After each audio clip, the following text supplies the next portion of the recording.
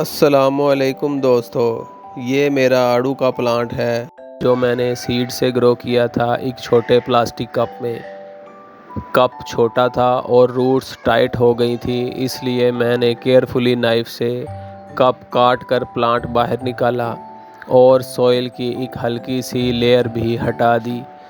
जब प्लांट 1 साल का हो गया तो मैंने इसे बिग पॉट में शिफ्ट करने का फ़ैसला किया।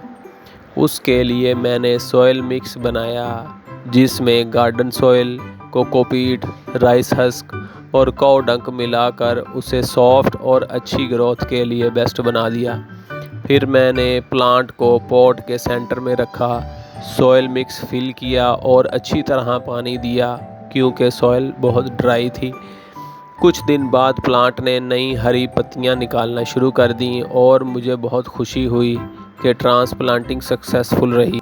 लेकिन एक दिन किसी ने इसकी ऊपर वाली ब्रांच तोड़ दी जिससे प्लांट थोड़ा स्लो हो गया, लेकिन क्योंकि रूट स्ट्रॉन्ग थी इसने सरवाइव कर लिया। आपको कैसा लगा कमेंट में ज़रूर बताइए। अल्लाह हाफिज़।